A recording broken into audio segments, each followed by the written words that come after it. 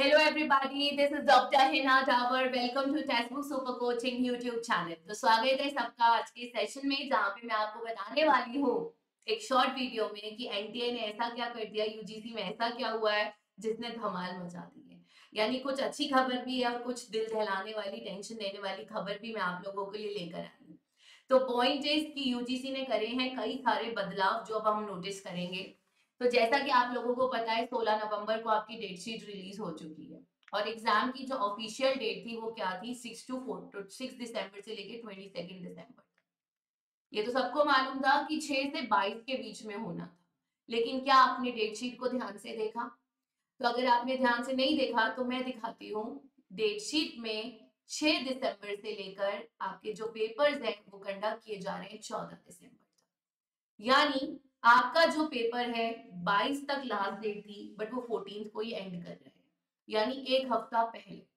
इसका क्या मीनिंग हुआ कि आपका रिजल्ट भी जल्दी डिक्लेयर होगा। इसके पीछे का रीजन क्या है? रीजन बिल्कुल साफ है कि अब एडमिशन प्रोसीजर्स में कोई देरी ना हो, साइकिल को पूरा बैलेंस करना है, ठीक है। यानी रिजल्ट भी टाइमली डिक्लेयर होगा सो दैट जिसने पीएचडी में अप्लाई करना है वो इजीली अप्लाई कर सकता है अप्रैल में।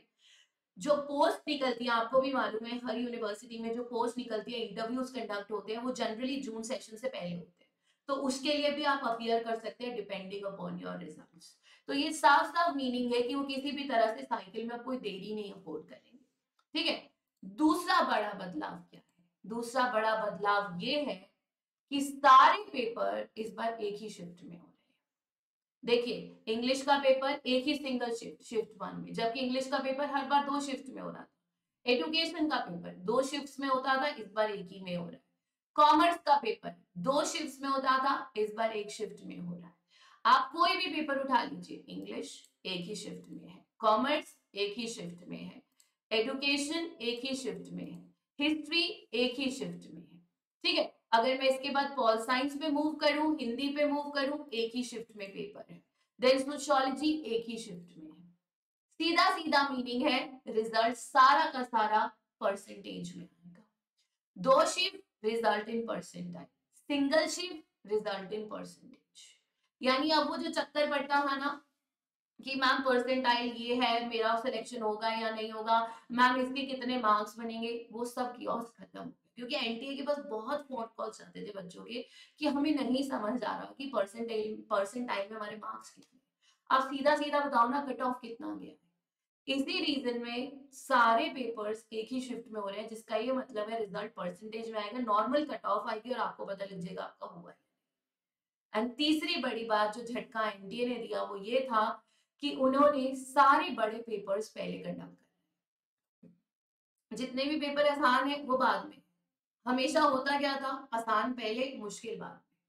और यही रीजन था, मैंने आपको काफी टाइम पहले बोल दिया था कि बेटा पूरी उम्मीद रखना इस बार एजुकेशन का पेपर या हैवी सब्जेक्ट स्टार्टिंग में होंगे, क्योंकि हर बार वो कुछ नया करते हैं।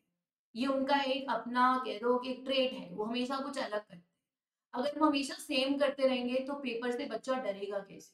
सो it's human psychology, they need to play with the trend. वो हमेशा ट्रेंड को चेंज करते हैं और इस बार उन्होंने ट्रेंड चेंज किया। इंग्लिश पहले, जो one of the heavy exams होता है, कॉमर्स पहले, हिस्ट्री पहले, एजुकेशन पहले, पॉल साइंस पहले, हिंदी पहले, सोशियोलॉजी। हैवी एग्जाम से सारे ऊपर आ गए। और जितने भी लैंग्वेज रिलेटेड पेपर्स थे जिनमें कम बच्चे बैठते थे, उन्होंने उसको उसके साथ बैलेंस कर दिया। जिस दिन हैवी एग्जाम है, छोटे छोटे एग्जाम साथ में।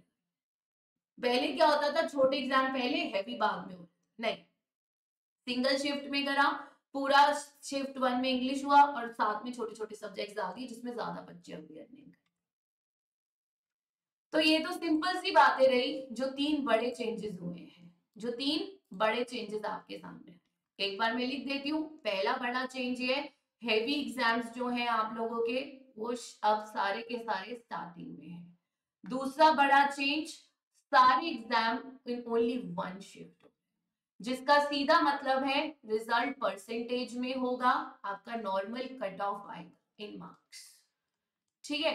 तीसरी बात होगी कि रिजल्ट आपका परसेंटेज में। अब चलते हैं वो एक खबर जो सबको हिला देगी। जी हाँ, ये आपके न्यूज़पेपर से लिया गया ही आर्टिकल है।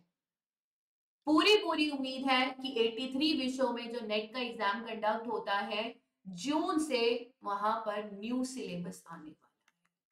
तो पहली बुरी खबर है या अच्छी कह लो कि सिलेबस चेंज हो रहा है।